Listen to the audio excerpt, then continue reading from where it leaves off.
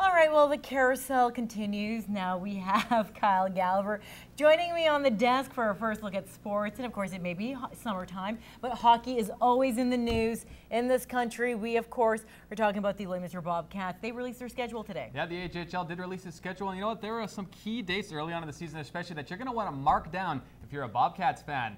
Lloydminster opens up the season at home on Friday, September 5th against the Sherwood Park Crusaders. Then they follow that up with another home game against the Fort McMurray Oil Barons a few days later. I think it's nice that we jump right into it with some rivals and some teams that, around here people are familiar with. So, like I said, with Sherwood Park, the Hockey Day in Canada, and then Fort Mac, who we just played in the playoffs, it's going to be pretty exciting. And there's even more exciting news. The Bobcats and a few other teams will get a taste of some international flavor during the preseason.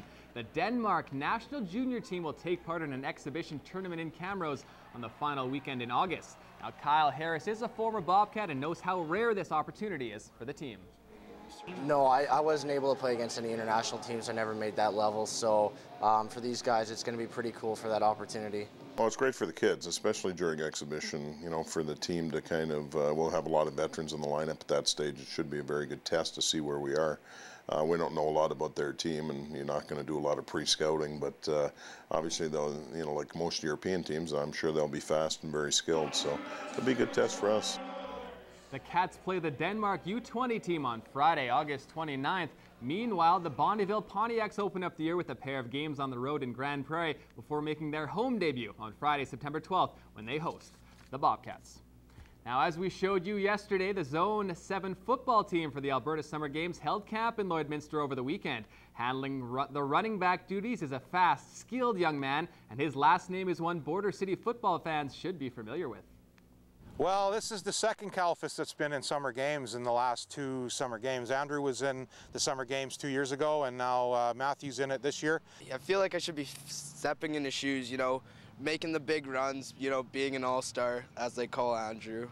And yeah, I'm just really excited to be the second Calfus go through. It's like another generation. Yes, Matthew Kalfas, Andrew's brother, will be toting the Rock in Airdrie this July. Head coach Darren Posse has seen both brothers in action as the pair were on the midget Tier 1 champion Red Dogs this spring, and he says he's excited about what Matthew brings to the team.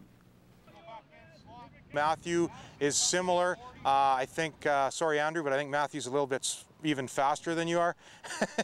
Anyway, we get Matthew into space with the ball, and he'll just pull away. So that's our, that's our goal, is to get him out in the open with the ball in his hands and just let him go for it. The 15-year-old says even though there is a bit of a sibling rivalry, he's always open to advice from his older brother. When Matthew was asked what makes him such a dynamic running back, he had a surprising answer. Because I used to Ukrainian dance, and I did it for 9 years, so I have the footwork to move, and I got the weight and the body style to run through people. Matthew also has a twin brother, Morgan, so there are actually 3 Kalfas brothers, all running backs, and it should be fun this fall when all 3 suit up for the Holy Rosary Raiders. Okay, to the Ball Diamonds and some NSRBL action from last night. The Border City Blue Jays were playing a makeup game for one that was rained out earlier this season. The Bluebirds went with Jason Fector on the mound against the Cardinals, but we'll start off with him up at the dish, and he smacks one deep to right. That's going to plate a run as the Jays open up the scoring. Now, the very next batter is Brent Bowman, and he fires one to left. That gives Fector the green light to go for it, and he cruises into home as the Jays double their lead. It's now 2-0. Fector also getting the job done on the mound.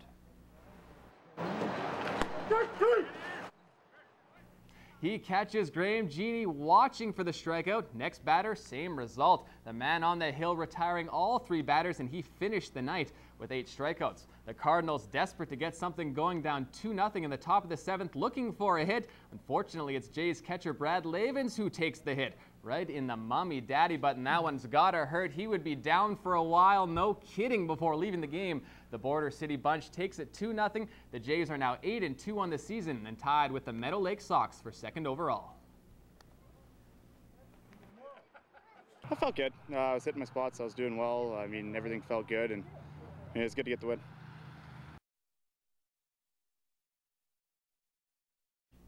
There was a pair of other matchups going around the league on Monday night. In the Battle of the Lakers, Standard Hill came out with a 3-1 win, while leading the way was Jordy Joner with the home run. And the St. Walburg Reds beat the Edam Blue Sox for just their second win of the season.